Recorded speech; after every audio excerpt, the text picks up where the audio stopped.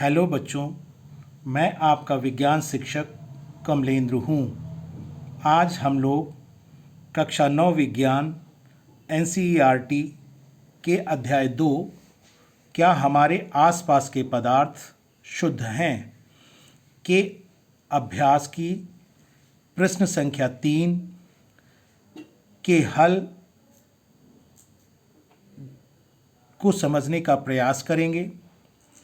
यह प्रश्न संख्या 3 आपकी किताब में पेज संख्या 31 पर है। जैसा कि आप देख रहे हैं, प्रश्न संख्या 3 में लिखा है, प्रज्ञा ने 3 अलग अलग पदार्थों की घुलनशीलताओं को विभिन्न तापमान पर जांचा तथा नीचे दिए गए आंकड़ों को प्राप्त किया।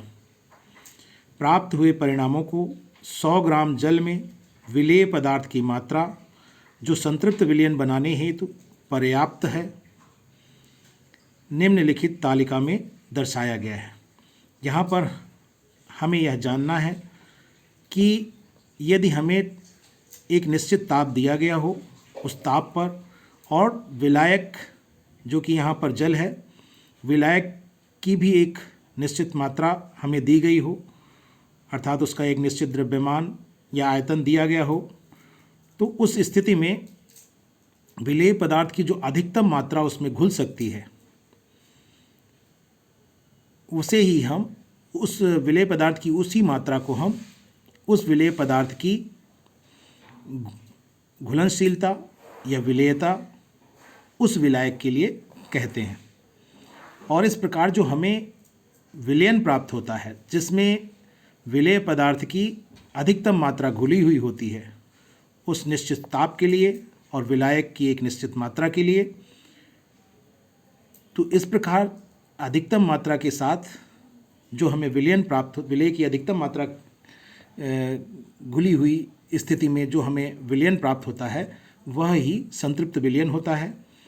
और इस विलयन में विलेय पदार्थ की और मात्रा उस ताप पर नहीं घुल सकती है। ये हमें ज्ञात होना चाहिए, हमें पता रहना चाहिए। अब आप यदि तालिका या सारणी को देखें तो इसमें विलेय पदार्थ के रूप में potassium nitrate, sodium chloride, potassium chloride, ammonium chloride दिए गए हैं। 4 विलेय पदार्थ हैं और दाईं ओर तापमान केल्विन में दिया गया है। 283 kelvin, 293 kelvin, 313 kelvin, 333 kelvin, 353 kelvin. और इसी कॉलम में इन विलेय पदार्थों की विलेयता या घुलनशीलता लिखी गई है, अर्थात इन विलेय पदार्थों की वह मात्रा लिखी गई है जो 100 ग्राम जल में घुलती है, अर्थात 100 ग्राम जल में जो संतृप्त विलयन इन विलेय पदार्थों का प्राप्त होता है, उसमें इन विलेय पदार्थों की मात्रा कितनी रहती है उस निश्चित ताप पर, वो यहाँ पर इस कॉलम में लिखी गई है। जैसे कि यदि हम समझना चाहें इस तालिका को, तो अगर हम विलेय पदार्थ, इन चारों विलेय पदार्थों को लेते हैं और 283 केल्विन तापमान को लेते हैं, तो हम यह कह सकते हैं कि 283 केल्विन पर पोटेशियम नाइट्रेट का जो संतृप्त विलयन 100 ग्राम जल में बनेगा, उसमें 21 ग्राम पोटेशियम नाइट्रेट घुल सकता है अधिकतम, और सोडियम क्लोराइड अधिकतम 36 ग्राम घुल सकता है, पोटेशियम क्लोराइड 35 ग्राम घुल सकता है, अमोनियम क्लोराइड 24 ग्राम घुल सकता है। इसी प्रकार विभिन्न तापमानों के लिए यहाँ पर विलेय पदार्थ की जो अधिकतम मात्रा है संतृप्त विलयन बनाने के लिए जो आवश्यक होती है, वह विभिन्न विलेय पदार्थों के लिए लिखी गई है। इसी प्रकार ज्ञात कर सकते हैं। जैसे 293 के लिए भी आप देख लें, 293 केल्विन तापमान पर पोटेशियम नाइट्रेट की जो मात्रा होती है संतृप्त विलयन में 100 ग्राम जल में, वह 32 ग्राम है। सोडियम क्लोराइड की जो कि विलेय पदार्थ के रूप में है, संतृप्त विलयन अगर हम बनाते हैं 100 ग्राम जल में, तो उसमें 36 ग्राम सोडियम क्लोराइड उपस्थित होता है या घुला होता है। और पोटेशियम क्लोराइड यदि विलेय पदार्थ के रूप में लेते हैं तो 100 ग्राम जल में 293 केल्विन पर 35 ग्राम पोटेशियम क्लोराइड घुल जाता है। इसी प्रकार अमोनियम क्लोराइड विलेय पदार्थ के रूप में यदि हम लेते हैं तो 293 केल्विन पर 37 ग्राम अमोनियम क्लोराइड 100 ग्राम जल में घुल जाता है और इस प्रकार हमें इन चारों के संतृप्त विलयन हमको प्राप्त होते हैं। अब यदि हम ए पार्ट को देखें तो ए पार्ट में दिया गया है कि 50 ग्राम जल में 313 केल्विन पर पोटेशियम नाइट्रेट के संतृप्त विलयन को प्राप्त करने हेतु कितने ग्राम पोटेशियम नाइट्रेट की आवश्यकता होगी। तो हमें यहाँ पर जो तालिका दी गई है वह 100 ग्राम जल के लिए दी गई है, आप देख रहे हैं, और हमें ज्ञात करना है 50 ग्राम जल के लिए।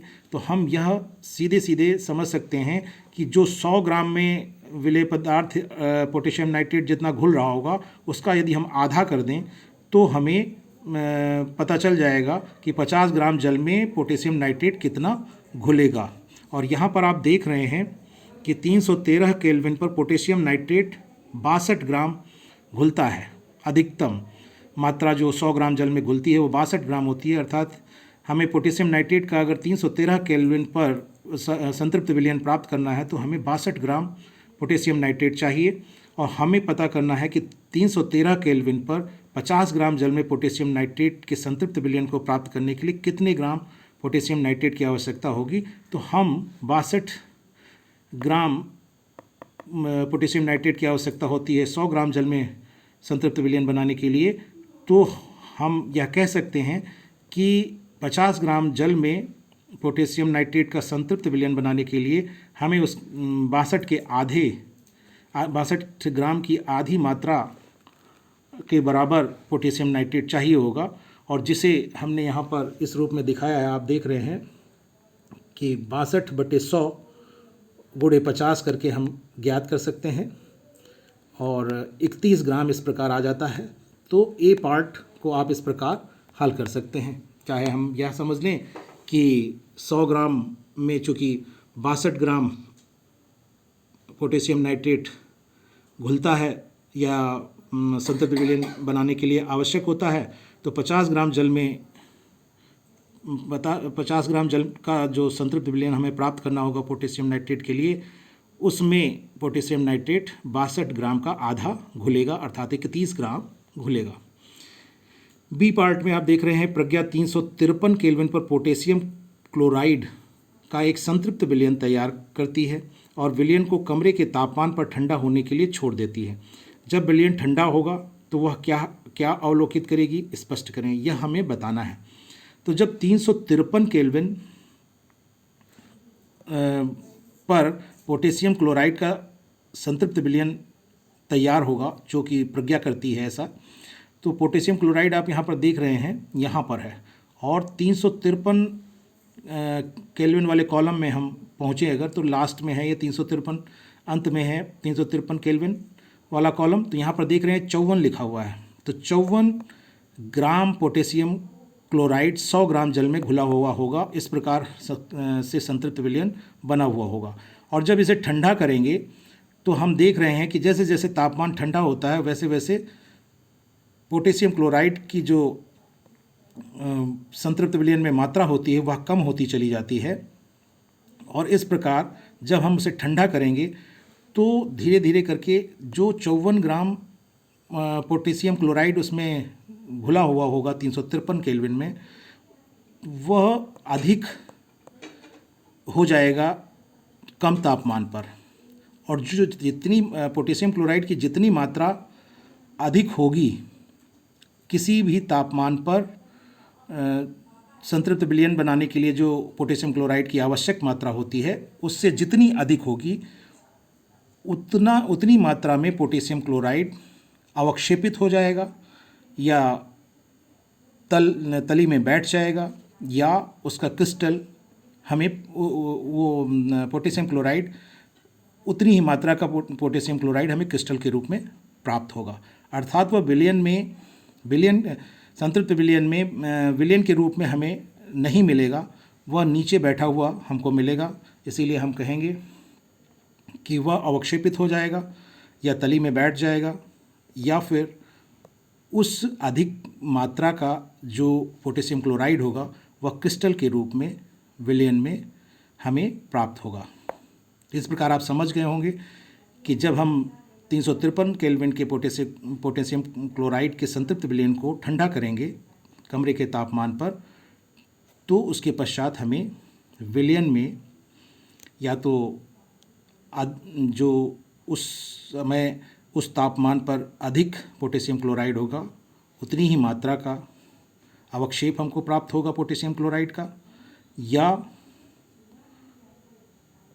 उतनी ही मात्रा के पोटेशियम क्लोराइड के क्रिस्टल्स हमको विलयन में प्राप्त होंगे। इसके पश्चात आप सी पार्ट देख रहे होंगे। सी पार्ट में दिया है 293 केल्विन पर प्रत्येक लवण की घुलनशीलता का परिकलन करें। इस तापमान पर कौन सा लवण सबसे अधिक घुलनशील होगा। 293 केल्विन पर प्रत्येक लवण की घुलनशीलता का हमें परिकलन करना है, उसे देखना है, और कौन सा लवण सबसे अधिक घुलनशील होगा हमको यह बताना है। तो अगर आप टेबल में देखें, सारणी में देखें, तालिका में देखें, तो हम पाते हैं कि 293 केल्विन वाला कॉलम या स्तंभ ये है। और अगर हम इन विलेय पदार्थों की विलेयता या संतृप्त विलयन में उनकी मात्रा को देखें तो पोटेशियम क्लोराइड, पोटेशियम नाइट्रेट जो है वो 293 केल्विन पर 32 ग्राम अपने संतृप्त विलयन में उपस्थित होता है, जबकि 100 ग्राम जल में संतृप्त विलयन बनाया जाता है। और सोडियम क्लोराइड 36 ग्राम उपस्थित होता है, पोटेशियम क्लोराइड 35 ग्राम उपस्थित होता है, अमोनियम क्लोराइड 37 ग्राम उपस्थित होता है। तो हम देख रहे हैं कि 293 केल्विन पर जब 100 ग्राम जल में संतृप्त विलयन बनाया जाता है तो उसमें सबसे अधिक मात्रा जिस विलेय पदार्थ की होती है घुली हुई वह अमोनियम क्लोराइड की है। और इस प्रकार हम कह सकते हैं कि 293 केल्विन पर जो सबसे अधिक घुलनशीलता है वह अमोनियम क्लोराइड की है। इसलिए हम यहाँ पर लिखेंगे कि 293 केल्विन पर अमोनियम क्लोराइड लवण सबसे अधिक घुलनशील होगा। इसके अतिरिक्त डी पार्ट में हमें डी भाग में प्रश्न संख्या 3 के डी भाग में पूछा गया है या लिखा गया है, तापमान में परिवर्तन से लवण की घुलनशीलता पर क्या प्रभाव पड़ता है। तो तापमान में परिवर्तन देखें आप यहाँ पर, तापमान आप देख रहे हैं 283 केल्विन, 293, 313, 333, 353, इस प्रकार बढ़ते हुए क्रम में हम यहाँ पर तापमान को देख रहे हैं।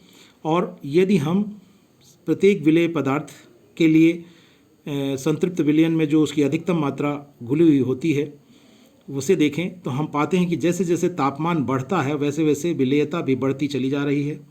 आप चाहे सोडियम क्लोराइड के लिए देखें तो यहाँ पर भी बढ़ती चली जाती है तापमान बढ़ने के साथ, और पोटेशियम क्लोराइड के लिए भी आप देखें तो वह भी तापमान बढ़ने के साथ साथ बढ़ रही है। और अमोनियम क्लोराइड के लिए देखें तो वह भी तापमान बढ़ने के साथ साथ बढ़ती जा रही है। कैसे बढ़ती जा रही है? अमोनियम क्लोराइड के लिए देख रहे हैं 24 ग्राम है 283 केल्विन पर, 293 केल्विन पर 37 ग्राम घुल जाता है वह अमोनियम क्लोराइड, 313 केल्विन पर 41 ग्राम घुल जाता है अमोनियम क्लोराइड 100 ग्राम जल में। ऐसे ही 333 केल्विन पर 100 ग्राम जल में 55 ग्राम अमोनियम क्लोराइड घुल जाता है। 353 केल्विन पर अमोनियम क्लोराइड 100 ग्राम जल में 66 ग्राम घुल जाता है। तो इस प्रकार हम देखते हैं कि जैसे जैसे तापमान बढ़ रहा है वैसे वैसे विलेय पदार्थ की विलेयता भी जो उसमें घुल सकती है उसकी विलेयता भी बढ़ती जाती है। तो इस प्रकार हम कह सकते हैं कि तापमान बढ़ने के साथ लवण की घुलनशीलता बढ़ती है और घटने के साथ तापमान घटने के साथ लवण की घुलनशीलता घटती है। इस प्रकार प्रश्न 3 के हल को मैंने यहाँ पर लिखकर भी दिखाया है, जिसे आप देख रहे हैं। यहाँ पर 62/100 लिखा गया बराबर गुणे 50 बराबर 31 ग्राम ए पार्ट के लिए लिखा गया है। बी पार्ट के लिए पोटेशियम क्लोराइड क्रिस्टल या तलछट या अवक्षेप के रूप में तली में एकत्र हो जाएगा जब 353 केल्विन के पोटेशियम क्लोराइड के संतृप्त विलयन को ठंडा किया जाएगा कमरे के तापमान पर, तब ऐसा होगा। सी पार्ट में था कि 293 केल्विन पर कौन सा लवण सबसे अधिक घुलनशील होगा, उसके लिए अमोनियम क्लोराइड। यहाँ पर लिखा है। और डी पार्ट में तापमान में परिवर्तन के साथ लवण की घुलनशीलता पर क्या प्रभाव पड़ता है, यह लिखा गया। इसका उत्तर में लिखा गया है तापमान बढ़ाने पर लवण की घुलनशीलता बढ़ती है। और इसी को आप ऐसे भी लिख सकते हैं कि तापमान घटाने पर लवण की घुलनशीलता घटती है या विलेयता घटती है। अब यदि हम प्रश्न संख्या 4 की बात करें, जिसमें दिया गया है निम्न की उदाहरण सहित व्याख्या कीजिए। इसमें ए भाग में संतृप्त विलयन दिया गया है, बी भाग में शुद्ध पदार्थ दिया गया है, और इसके अतिरिक्त इसके आगे सी भाग में कोलाइड और डी भाग में निलंबन दिया गया है। तो इन चारों के बारे में हम लोगों ने कक्षा में पढ़ा है।